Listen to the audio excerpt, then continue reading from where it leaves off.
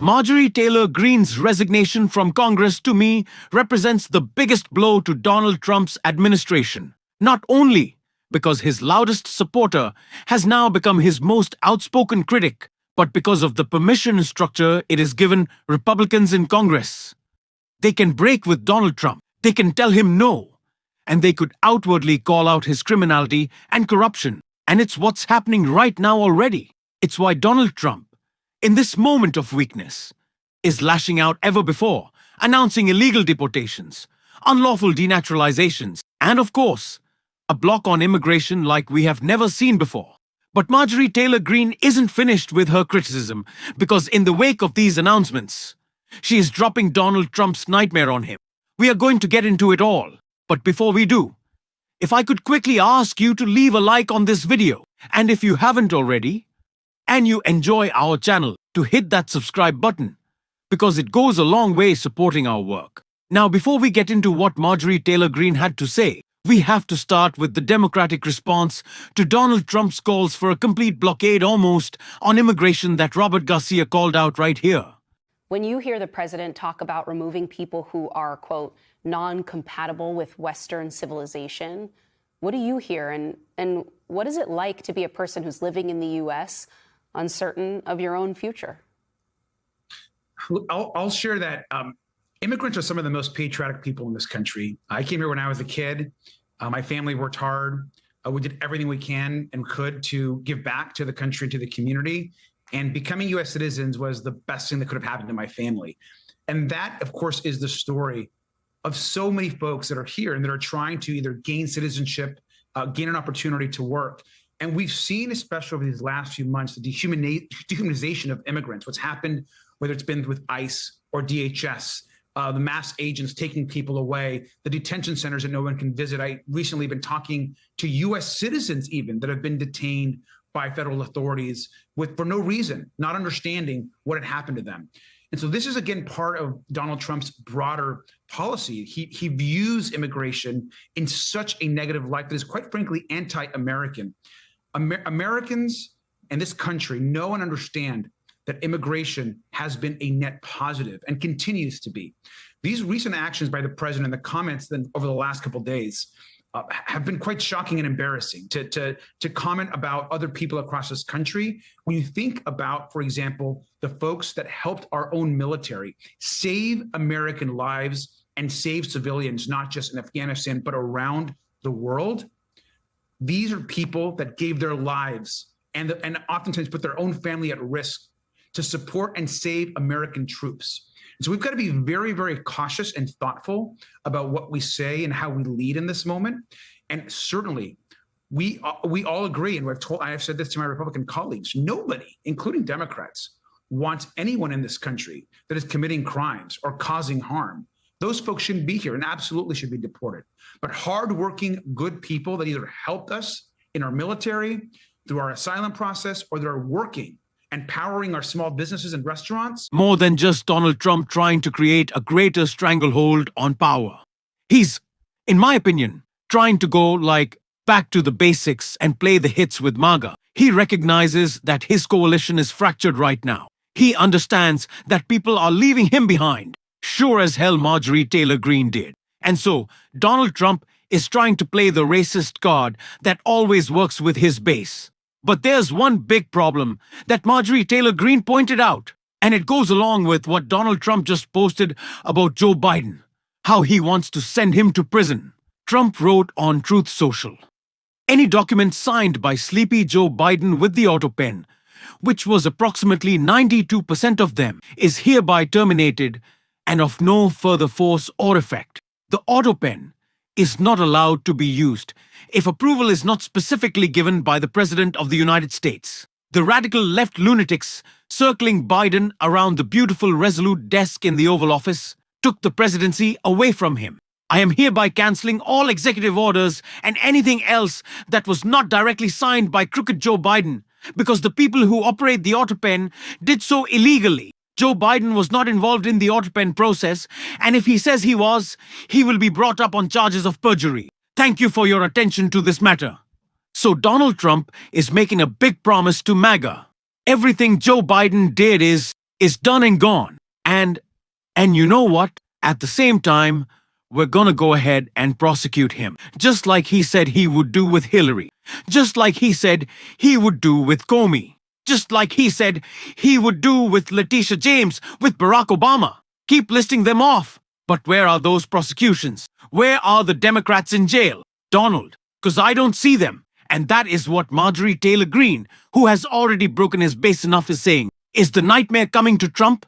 Marjorie Taylor Greene fires off warning to Trump over his worst mistake. Marjorie Taylor Greene is apparently not too fond of Donald Trump's latest update to his immigration policy. Georgia House representative responded on a lengthy X post shared by the president in the early hours of Friday morning. In response to the tragic shooting of 2 National Guards members in Washington, D.C. on Wednesday by an Afghan national, where the 20-year-old service member Sarah Beckstrom died from her injuries, Trump shared his proposition to permanently pause migration from all third world countries, terminate all of the millions of Biden illegal admissions, and remove anyone who is not a net asset to the United States. Even as we progress technologically, Donald Trump says that we have to reverse migration because only that can cure the situation. Greene, the former MAGA firebrand turned Trump critic, shared a cryptic message seemingly in response to the president's statement. One of the worst mistakes you can ever make is over-promising and under-delivering. Greene wrote, "It will leave people furious to the point they don't even appreciate the good things they received. Big promises have and still are being made." So, of course, Marjorie Taylor Greene has not changed so much. She hasn't been so moved by 3 ghosts who visited her the night before Christmas that she now has a moral compass. No, Marjorie Taylor Greene is okay with the racism from Donald Trump. What she's not okay with, though, are these big promises. And that is what MAGA has been consistently let down with, right? The fell for it, again, award that we see all the time, because Donald Trump correctly thinks that his followers are morons. And they are. They are idiots. But they are idiots now who have their other leaders like Marjorie Taylor Greene telling them when Donald Trump has failed. It used to be when Trump said that something was 2 weeks away. Jesse Waters would say, "It's 2 weeks away." And Sean Hannity would say, "It's 2 weeks away." And Marjorie Taylor Greene would say, "It's 2 weeks away," and on down the list.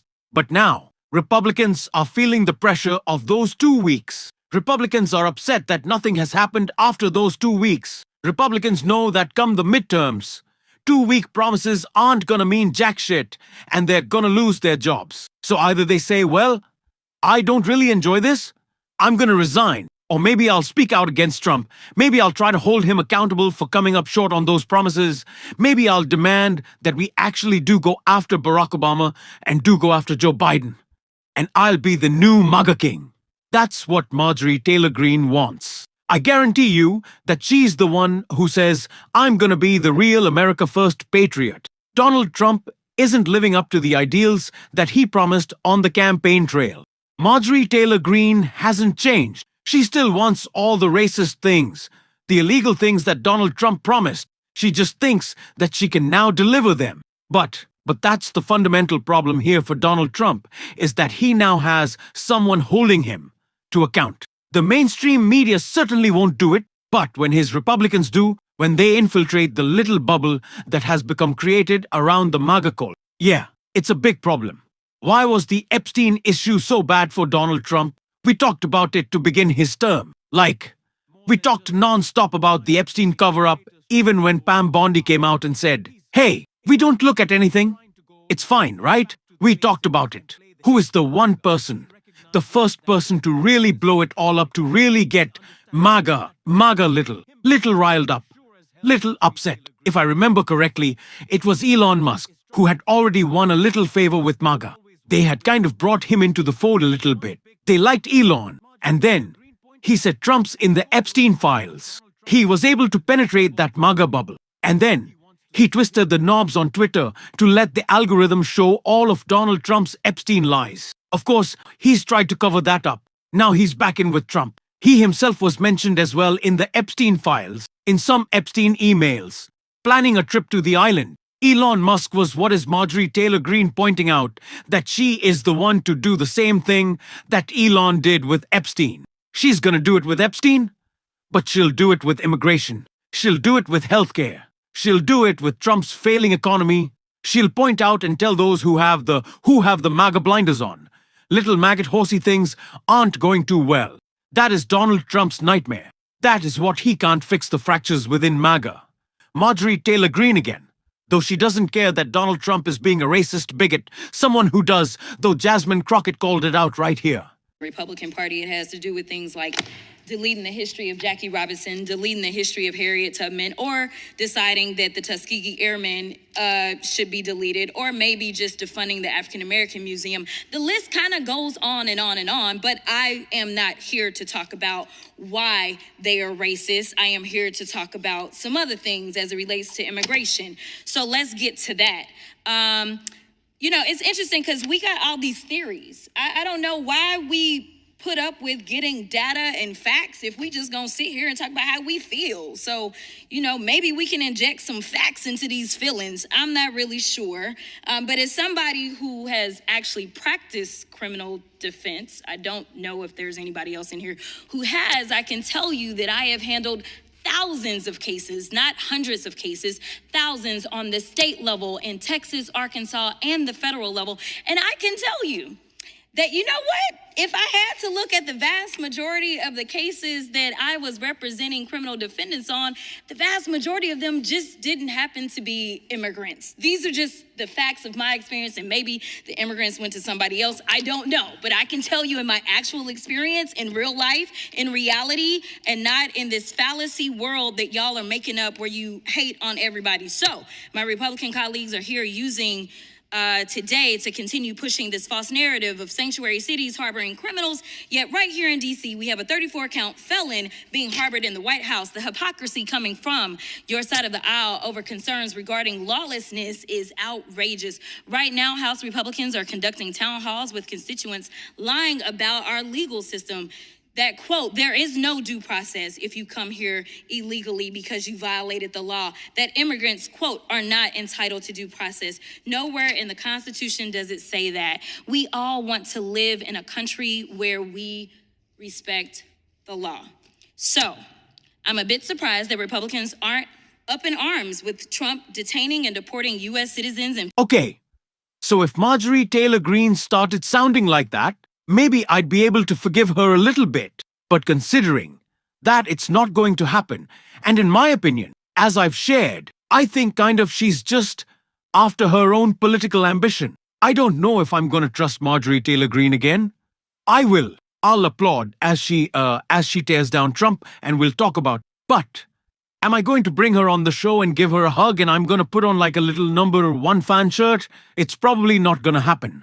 We'll continue to talk about this though every single day on the show. If you want to support that, as always, you can hit that subscribe button. Leave a like on this video. If you stuck around at the end, drop a blue heart in the comments. Keep on fighting, y'all. Don't let him silence you. And until next time, I'll see you soon.